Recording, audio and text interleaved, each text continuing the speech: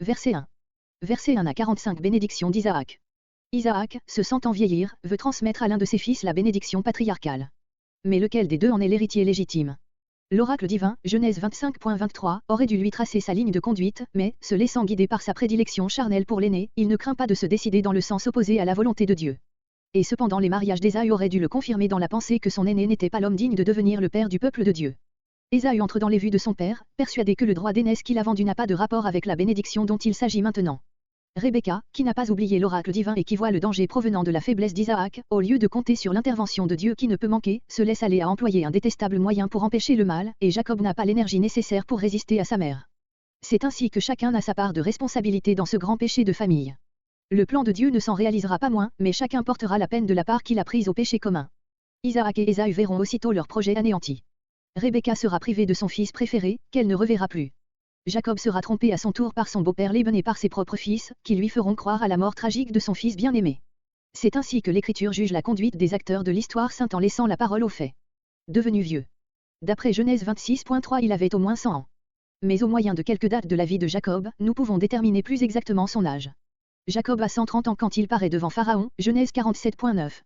Si nous déduisons de ce chiffre les 7 ans de prospérité et les 2 ans de famine qui se sont écoulés entre l'élévation de Joseph et l'arrivée de Jacob en Égypte, Genèse 45.6, les 30 ans qu'a Joseph quand il paraît devant Pharaon, Genèse 41.6, et les 14 ans que Jacob passa chez Laban jusqu'à la naissance de Joseph, Genèse 29.20, Genèse 29.30, Genèse 30.25, soit en tout 53 ans, nous en concluons que Jacob avait 77 ans quand il dut quitter la maison paternelle pour fuir chez Laban, c'est-à-dire au moment où Isaac bénit ses fils. Or comme Isaac avait 60 ans à leur naissance, il en résulte qu'il est maintenant âgé de 137 ans. Il devait encore vivre 43 ans, mais il ressentait déjà les atteintes d'une vieillesse précoce et se croyait près de sa fin. Verset 4. C'est pour Isaac un jour de fête, qu'il veut célébrer par un banquet. Agissait-il à l'insu de Rebecca? Il le semblerait, car il n'a recours qu'à l'aide du seul Ésaü. Isaac suit son impulsion naturelle, sans songer à consulter l'Éternel ou à attendre un ordre de lui. Verset 7. Devant l'Éternel. Ces mots sont ajoutés par Rebecca aux paroles d'Isaac, pour faire comprendre à Jacob qu'il s'agit de la solennelle bénédiction patriarcale.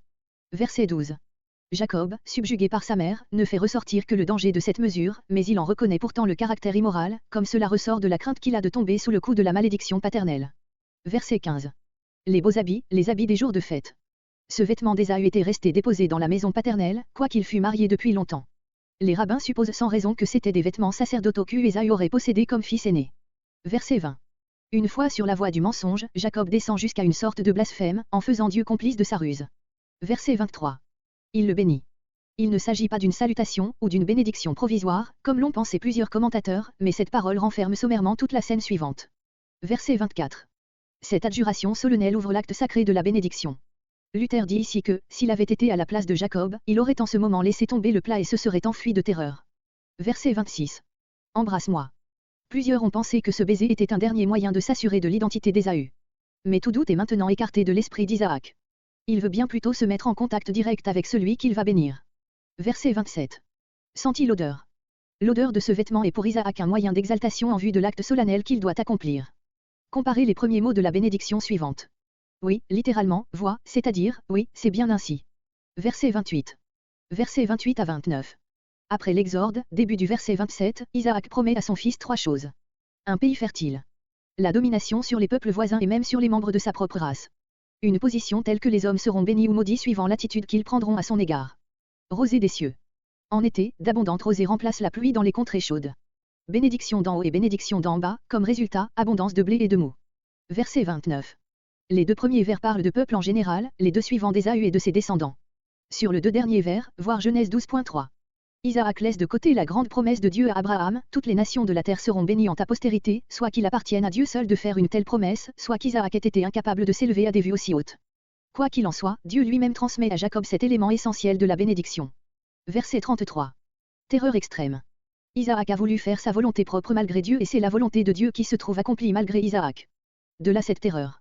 Et aussi il sera béni.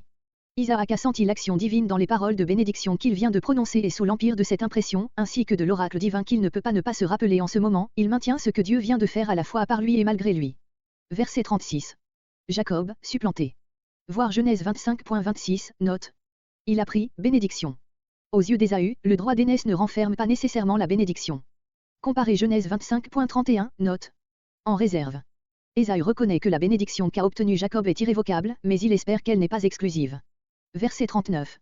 Les mots suc de la terre et rosée sont précédés de la même particule, minute, que dans le verset 28.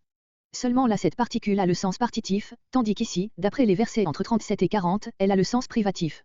C'est donc une prédiction fâcheuse plutôt qu'une bénédiction, aussi Isaac ne l'énonce-t-il pas sous forme de vue.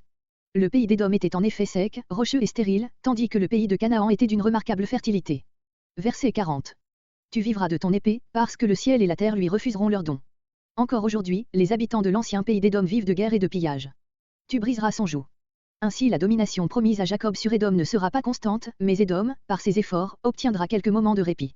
À travers toute leur histoire, nous voyons en effet les Édomites tantôt soumis à Israël, tantôt reprenant leur indépendance. Ces alternatives se succédèrent jusqu'au moment où, après avoir été vaincus une dernière fois par Jean Hircan, en 129 avant Jésus-Christ, ils furent incorporés à la nation juive et contraints de se faire circoncire.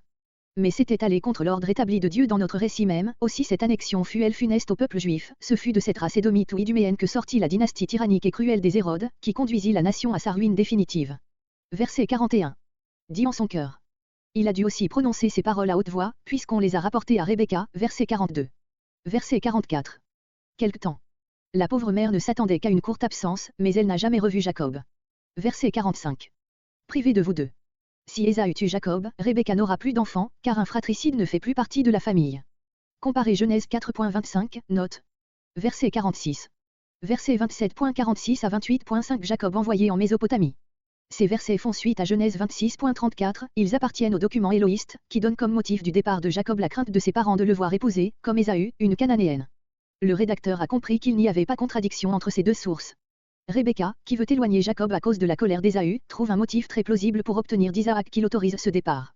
En agissant ainsi, elle travaille encore, sans s'en douter, à réaliser le plan de Dieu. Isaac s'est borné à gémir pendant 37 ans sur le mariage d'Ésaü avec des Étiennes, c'est Rebecca qui doit prendre l'initiative pour empêcher que Jacob fasse de même.